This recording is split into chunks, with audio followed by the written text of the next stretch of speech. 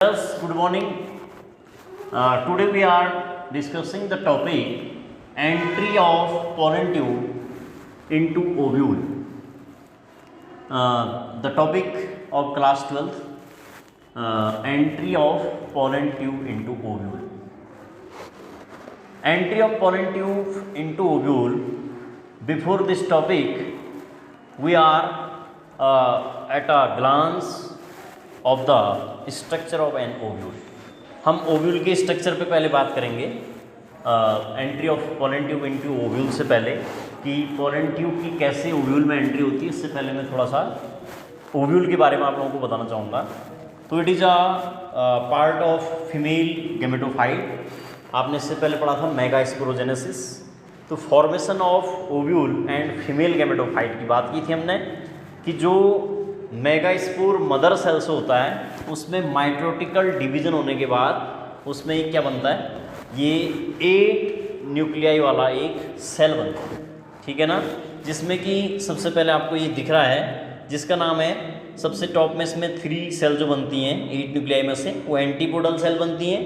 और जो बीच में है जिसको बीच वाले पार्ट को सेकेंडरी न्यूक्लियस कहते हैं. यहाँ पे 2 पोलर न्यूक्लियाई आकर के एक सेल बनाते हैं जिसका नाम है सेकेंडरी न्यूक्लियस.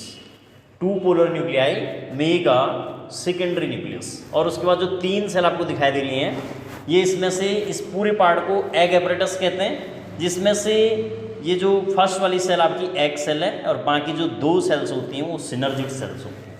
यानी कि मेगास्पोर मदर सेल से 8 न्यूक्लियाई वाला क्या बनता है, एक सेल बनती है जिसको आप एम्ब्रियो सेक के नाम से भी जान रहे हैं. तो एम्ब्रियो सेक के अंदर फिर कितने सेल्स होती हैं, 8, जिसमें से 3 cells are antipodal cell, 2 polar nuclei merge in one cell, that is a secondary nucleus, and next is 3 egg apparatus. Egg apparatus also has 3 cells.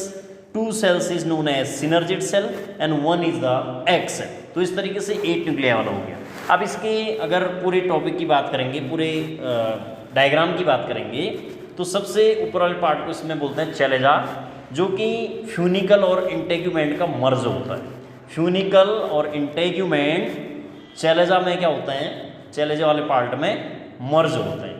और इसके बाहर जो पेरेन्काइमेटस टिश्यू का ये सेल बना होता है एम्ब्रियो सेक, तो इसके बाहर एक कवरिंग होती है जिसको आप न्यूसिलस के नाम से जानते हैं. और न्यूसिलस के बाहर से क्या होते हैं, जो बाहर के कवर होते हैं इसको आप इंटेग्यूमेंट के नाम से जानते हैं. इसकी मैंने अभी बात की थी. जो बीच का पार्ट है antipodal cell, embryo sac and embryo sac एक पूरा कंबाइंड पूरा का पूरा पार्ट है. और एंटीपोडल सेल और सेकेंडरी न्यूक्लियस और एग सेल की हमने बात कर ली, सिनर्जिड की भी बात कर ली. अब जहाँ से इसका एक छोटी सी ओपनिंग होती है दैट इज कॉल्ड माइक्रोपाइल. तो ये माइक्रोपाइल वाली ओपनिंग है. इसके बाद इस वाले पार्ट को आप इसका फ्यूनिकल कहते हैं. और इधर जो ये ब्लैंक पार्ट दिख रहा है इसको आप हाइलम के नाम से जानते हैं. तो यानी कि स्ट्रक्चर ऑफ एन ओव्यूल, जिसको कि आप फीमेल गैमेटोफाइट के नाम से भी जानते हैं, जो कि आपका मेगास्पोरोजेनेसिस के थ्रू बनता है. अब इसके बाद की नेक्स्ट की बात करेंगे कि किस तरीके से पोलन ट्यूब की एंट्री होती है, किसमें, ओव्यूल के अंदर. तो पोलन ट्यूब आपको पता है जो कि पोलन ग्रेन्स को लेकर के आएगा. And pollen grains are coming from the male part that is known as anther. And pollen grains are coming from anther and goes to the stigma. And stigma is the female receptive part. And finally, pollen grains are goes to into ovule by the help of pollen tube. तो pollen tube के through pollen grains की entry होती है किसमें, ovules के अंदर. ठीक है ना, जिसको कि आप फीमेल पार्ट के नाम से जानते हैं. तो उसके बाद फिर इसमें क्या होगा, फर्टिलाइजेशन होगा. ठीक है ना. तो अब इसमें कितने तरीके से, it may enter the ovule through following 3 routes. ये 3 रूट्स से क्या करता है, एंट्री करता है पोलन ट्यूब ओव्यूल्स के अंदर. These are the 3 routes, porogamy, chalazogamy, mesogamy. तो सबसे पहले हम पोरोगैमी की बात करेंगे. When pollen tube enters the ovule through micropyle. सबसे पहले बात कर रहे हैं हम माइक्रोपाइल वाला, जो आपका एंड था. ये माइक्रोपाइल मैंने कहा था कि स्मॉल इसमें ओपनिंग है. तो माइक्रोपाइल में आप देखेंगे ये वाला माइक्रोपाइल वाला जो पार्ट है, तो पोलन ट्यूब की एंट्री कहाँ से हो रही है, माइक्रोपाइल एंड से.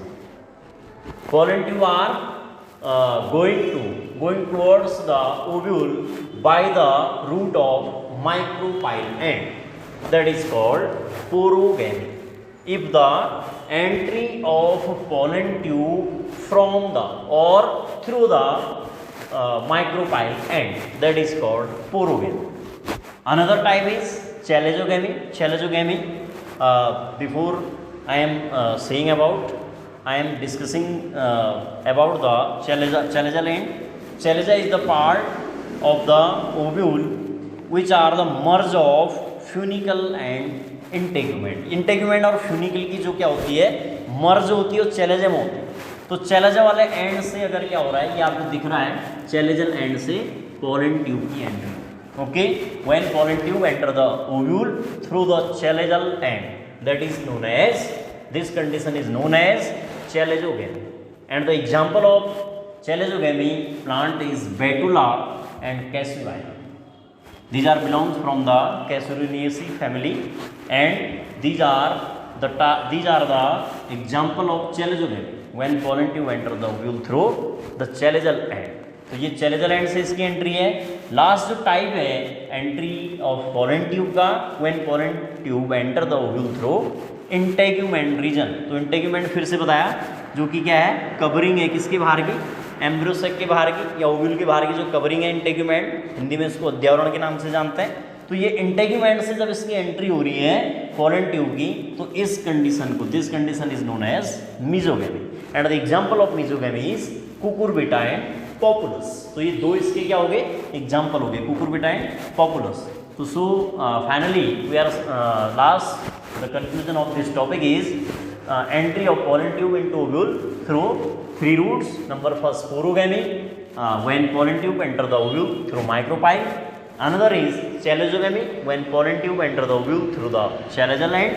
And last is mesogamy, when pollen tube enter the ovule through integument. And integument, chalezal, chaleza and micropyle are the part of ovule, and pollen tube enters from these regions.